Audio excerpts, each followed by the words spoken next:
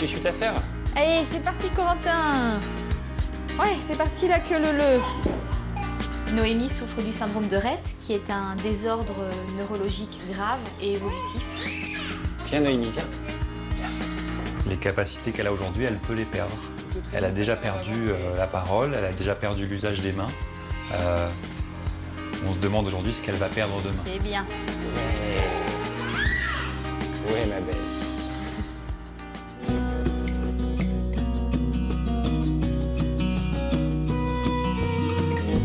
Coucou. Alors, ma chipie, je te donne la princesse? Ouais. Oh là là là là. Ça y est, ma chipie, c'est une nouvelle journée qui commence. En plus, aujourd'hui, on va faire plein de choses, hein. Le week-end, c'est génial. Noémie a 7 ans. Elle est atteinte du syndrome de Rett, une maladie génétique rare qui touche presque exclusivement les filles. Après un développement normal, les symptômes apparaissent entre 6 et 18 mois. La maladie entraîne petit à petit une perte totale d'autonomie. Alors, le matin, quand Noémie se réveille, on lui masse un petit peu les jambes parce que sinon, elle est un petit peu... Elle sait pas trop où elle est. Alors, on masse un petit peu les jambes et on retrouve toutes ses sensations. Hein, ma chérie? Legs, attention, zou. Et voilà. Donc Noémie, dans son manque d'autonomie, a vraiment besoin qu'on l'assiste sur tous les gestes du quotidien, sur le lever, s'habiller, se changer. C'est vraiment important, mais on en profite toujours pour lui expliquer ce qu'on fait pour qu'elle puisse participer à chaque geste, à chaque acte. C'est important pour nous qu'elle soit vraiment participative dans le quotidien pour qu'elle le comprenne bien et qu'elle l'assimile. Hein, ma chipie? Et Noémie aime beaucoup qu'on lui explique les choses. Tu nous reconnais? T'as bien dormi? Pour Daniel et Valérie, ses parents, chaque journée est un nouveau combat contre la maladie. D'un tempérament positif, ils ne cessent d'aller de l'avant. Même si Noémie a perdu la parole, ils continuent de communiquer avec elle comme si de rien n'était. Ils ont appris à la comprendre jusqu'à déceler le moindre de ses désirs. Il y en a encore d'ouvert ou pas? Oui, tiens, ça y est, les gâteaux de Corentin chez ça. Ouais. Alors, ma princesse, qu'est-ce qu'on mange aujourd'hui? Regarde, Noémie. T'as 2 yaourts. Un, c'est la semoule au lait et l'autre, c'est le yaourt à la fraise. Qu'est-ce que tu préfères? C'est la fraise que tu veux ou c'est la semoule au lait? Ah, c'est la semoule au lait? Non, c'est la fraise. Pas de problème. On va commencer par la fraise. C'est très bien, ma chérie. En fait, on s'est rendu compte qu'elle avait tout à fait la capacité de fixer longuement ce qu'elle voulait montrer pour exprimer un besoin, une envie. Donc du coup, elle est capable de regarder bien distinctement l'un des 2 yaourts pour exprimer qu'elle veut ça plutôt qu'autre chose. Hein, ma chipie? La communication avec Noémie, elle passe énormément par le regard. Voilà, c'est ses yeux qui nous parlent. Il y a très peu de sonorité chez Noémie. Il y a quelques sons qui expriment un petit peu de joie, de colère. Voilà, il y a quelques sons, quelques râles qui nous font comprendre un petit peu son sentiment. Quand elle aime manger comme là la brioche, on voit aussi que voilà, elle est sereine, elle fait des petits oui, pour dire qu'elle aime. Voilà. C'est bon. Donc c'est plein de petites attitudes, de petits sourires, de moments calmes où on comprend qu'elle est contente. C'est très important de commencer un petit peu à éduquer Corentin sur la manière de communiquer avec sa sœur.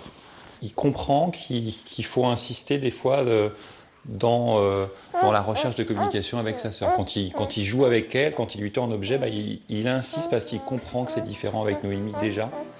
Donc c'est important pour nous de maintenir cette relation qui commence entre deux pour qu'ils comprennent qu'il y a une communication qui sera un petit peu différente de celle qu'il apprendra lui. On y va, Noémie? Tiens, on va voir Stéphane, Noémie.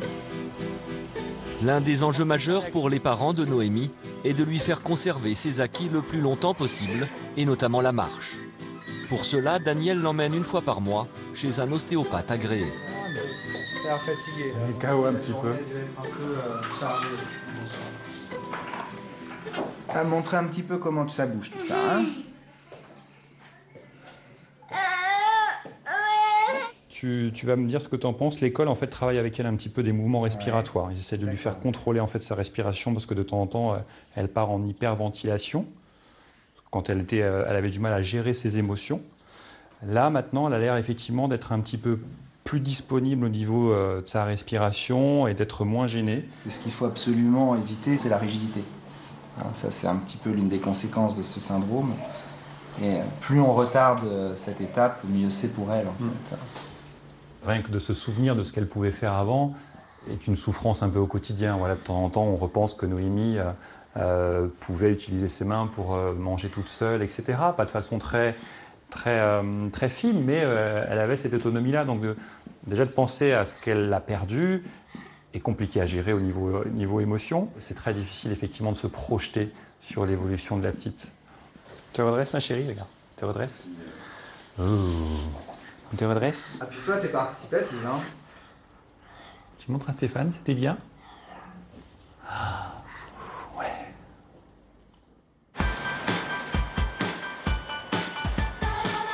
Daniel et Valérie ne veulent pas vivre repliés sur eux-mêmes. Dès qu'ils en ont l'occasion, ils déjeunent en famille au restaurant, même si cela implique quelques difficultés. T'es contente? On est venu manger avec Corentin, puis maman, tous les 4. T'es contente, ma chérie? Demander une chaise pour toi, mon cœur. C'est réglé. On va manger tout le monde? Tout le monde va manger? Ouais? Oui? Non? Non, tu veux pas manger? Noémie, pour qu'elle s'habitue à un nouveau lieu, qu'elle appréhende pour la première fois, c'est un peu difficile, il lui faut un temps d'adaptation, donc il faut qu'elle ait ses petits repères. Donc on a des petites techniques sur les téléphones, il y a ses vidéos, ses musiques, ses dessins animés. Voilà, donc là, celle l'a canalisée. On va s'occuper de son petit frère en attendant. Et une fois qu'elle sera disponible, on va s'occuper d'elle. Mais on a des petits artifices pour nous permettre d'avoir un petit quotidien un peu normal quand on vient à l'extérieur avec Noémie, pour qu'elle puisse se sentir à l'aise. Bonjour. Oui, c'est pour moi. Merci. Regarde ça, ma grande. Regarde, pâte au fromage. Pâte avec plein de fromage. Oui, je te vois faire. Oui, je te vois. Mais sortir, c'est aussi s'exposer au regard des autres, avec tout ce qu'il sous-entend. J'aime pas trop voir dans le regard des gens.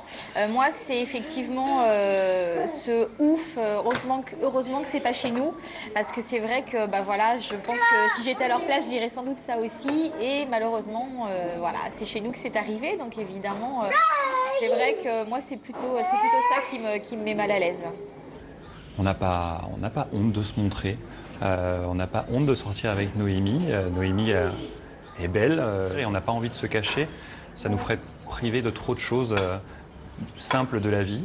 Donc on apprécie ces moments-là et on essaie de les reproduire les plus souvent. C'est un petit peu plus compliqué que pour certains, c'est plus fatigant, mais on les fait avec plaisir.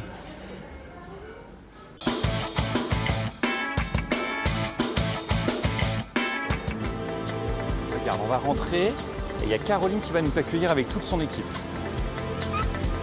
Tu fais la star, hein, tu fais la belle. Hein. Allez, ma... Cet après-midi, Noémie et son père ont rendez-vous avec les commerciaux d'une filiale d'un groupe bancaire. Aujourd'hui, ils organisent une vente de gâteaux en son honneur et rencontrent Noémie pour la première fois. Regarde Noémie. Tout ça, c'est pour toi. On va les voir? On va les voir? Tu veux qu'on aille les voir? Regarde, viens. Viens, ma chérie, viens. Je vous présente Noémie. Bonjour Noémie. Regarde. Oh. Écoute, toute l'équipe est contente de te recevoir. On est très content de te recevoir aujourd'hui. On a préparé de bons gâteaux pour tout le monde. Je vais voir, je vais voir. Oh, viens avec nous, tu viens? On t'a fait un cadeau de Dora. Oui, je te fais un bisou, d'accord? Viens. Viens voir. On a préparé tout ça pour toi. Merci à vous tous, en tout cas c'est super sympa cet accueil. On en parle à Noémie depuis le début de semaine. Elle était trop fière de venir vous rencontrer tous. Parce que vous l'aviez vu que en photo. Donc je dis on va venir en vrai et vous rencontrer. Dans cette société de plus de 1000 salariés, ils sont une trentaine à se mobiliser sans relâche pour soutenir l'association créée pour la petite fille et espèrent ainsi apporter un peu plus de confort à Noémie. Avant midi, on était déjà à plus de 600 €. en vendant les parts entre 1,50 € et 2 € et on se rend compte que finalement les gens nous laissent la monnaie, les gens nous ont donné des billets même sans prendre de part de gâteau. Donc il y a vraiment en plus de la part des gens un geste super généreux. Ça faisait un petit moment que le rendez-vous était pris pour présenter Noémie, et ça faisait un moment qu'on l'a préparé, on trouve ça super comme moment. Et en tout cas Noémie, ça lui fait du bien et ça nous fait du bien aussi de participer à ces initiatives-là. Merci beaucoup à tous. Annabelle.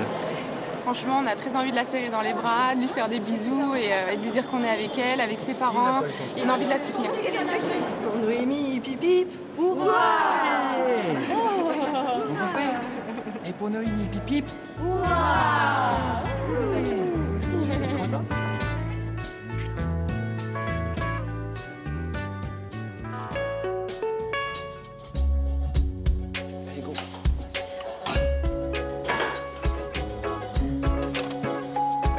Corentin ou à Noémie? Je lui donne à Corentin, c'est prêt. Moi, je vais couper le jambon de la puce. Valérie et Daniel vivent en banlieue parisienne. Pour ce jeune couple âgé de 35 et 37 ans, l'annonce de la maladie de Noémie, à l'âge de 2 ans et demi, a été un moment difficile, lourd de conséquences. C'est très bien, ma chérie, bravo. T'as vu, Corentin, ta sœur, elle dévore. Je suis très fière de toi, Noémie. T'es vraiment une grande fille. J'ai beaucoup culpabilisé quand Noémie a commencé à avoir ses problèmes de santé, surtout tant qu'on n'a pas eu le diagnostic, qui a été long, parce que je me disais que c'est quand même moi qui l'ai porté dans mon ventre et que c'était à moi de lui donner la santé, c'était mon rôle de mère et que c'était un rôle que j'avais pas pu tenir. Ça a été une grande culpabilité pour moi. Daniel m'a beaucoup soutenue, m'a beaucoup aidée en me disant que j'y étais pour rien. Je me suis aussi reproché inconsciemment qu'est-ce que j'ai pu faire? Est-ce que j'avais une mauvaise hygiène de vie pour qu'on ait un enfant qui ne soit pas en bonne santé? Donc, tour à tour, je pense qu'on s'est reproché, mais jamais on se l'est reproché à l'un l'autre. J'ai mis un peu plus de temps à me décider à mettre en route un deuxième enfant. C'est vrai que j'étais très angoissée. J'avais vraiment peur de ne pas être capable de porter un enfant en bonne santé. Donc, Noémie grandissait. Et puis, c'est vrai qu'on a eu un déclic. Corentin est arrivé comme une bouffée d'oxygène. C'est notre petit coquin. Enfin, c'est vrai qu'il est arrivé, il nous a apporté plein de bonheur. En plus, Corentin petit pleurait pour son biberon, avait des petites coliques, enfin des choses classiques, mais qu'on n'avait pas vécu avec Noémie parce que c'était un bébé très calme qui ne pleurait pas. Avec Noémie, quand on avait que elle à la maison, on vivait un petit peu dans une dimension un peu parallèle des autres parents. Et Corentin nous a replacés un petit peu dans un rôle social que tout le monde peut connaître, d'échanger avec des parents qui amènent leurs enfants à l'école, tout simplement. Donc voilà, on a retrouvé une position sociale un peu plus classique de celle que tout le monde peut connaître. Et ça nous a bien apporté aussi. Déculpabiliser des parents qui ont un enfant malade, c'est un travail de longue haleine. Parce que la culpabilité, elle peut être dans plein de domaines. Elle peut être niée par les parents. Ils vous affichent qu'ils ne sont pas coupables. Dans d'autres cas, elle est exprimée dans la dépression. Des parents qui viennent, qui sont exténués et qui vous expliquent que de toute façon, la vie n'a plus de sens. Et qu'au premier plan, il n'y a que ils ont fait un enfant mal, que c'est de leur faute. Donc là, il va falloir essayer de comprendre pourquoi cette culpabilité chez eux est si forte. Des fois, ça n'a pas rapport avec la maladie, mais ça a rapport à leur histoire. C'est-à-dire qu'il y a quelque chose dans leur histoire qui pèse déjà sur le fait qu'ils pourraient éventuellement ne pas être les meilleurs parents du monde. Tu grimpes sur ta sœur? Hop là, hop là. Ouais. Leur fils Corentin, 1 an, est sous surveillance médicale. Il passe de nombreux tests psychomoteurs depuis sa naissance. Une façon pour ses parents de s'assurer qu'il est toujours en bonne santé. On va dire bonne nuit à maman, on va aller se coucher. Bonne nuit maman. Bonne nuit ma chérie, fais de beaux rêves ma princesse. Bonne nuit ma chérie. Bonne nuit mon amour. À demain, à demain. Allez ma chérie. Oh oui, oh oui. Tu mets la petite souris des copines ici. Bonne nuit ma belle. Bonne nuit ma chérie. À demain. À demain ma chérie. Regarde, qui c'est qui est là? Qui est venu nous voir? Regarde, viens voir. Oh, ouais. Aujourd'hui, Daniel et Valérie reçoivent leurs amis, Bastien et Sophie. Leur fille, Salomé, 7 ans, est elle aussi atteinte du syndrome de Rett. C'est ma copine Salomé. Pour ces deux familles, se retrouver est un moyen de partager leurs ressentis et de se sentir mieux compris. C'est vrai qu'en tant que maman, on prend une claque parce que quand on a ce diagnostic-là, c'est quand même très très dur. On a quand même un cadre, une perspective qui est plus ou moins claire. On s'est trouvés. On s'est trouvés assez vite tous les quatre. Ouais. Et on a cette force qui nous unit, c'est nos filles. Et puis, c'est vrai c'est important de se soutenir, d'échanger et partager des expériences communes, quoi. En fait, on s'appelle un peu la triburette parce que on est une tribu un peu indépendante. Et quand on se retrouve entre nous, en fait, on peut échanger et même avoir de l'humour sur notre situation. On arrive à plaisanter un petit peu de notre malheur, et chose qu'on ne peut pas faire avec nos amis de tous les jours. Il y a un moment donné, il y a quelque chose qu'ils n'arrivent pas à percevoir chez nous, et ils n'arrivent pas à avoir la clé pour nous soutenir. Ensemble, on arrive à l'avoir. C'est vrai que nos puces, elles nous apprennent une autre vie, quoi. On apprend à être heureux avec ce qu'on a, on apprend à être heureux comme on est. Et puis on a, tant mieux finalement, on se met plus les mêmes objectifs. Et ben, finalement, c'est pas plus mal, voilà. On profite d'un sourire, on profite d'un petit rien, d'un oiseau qui chante dans un arbre. Enfin voilà, ils nous font voir la vie vraiment autrement. En ce moment, on veut essayer de positiver au maximum le quotidien de nos filles et notre quotidien pour en profiter tant qu'elles ont leurs capacités actuelles et leurs conditions. On sait qu'à un moment donné, ce sera plus difficile, mais au moins, on aura profité de cet instant-là avec elles et on en aura profité de la manière la plus heureuse.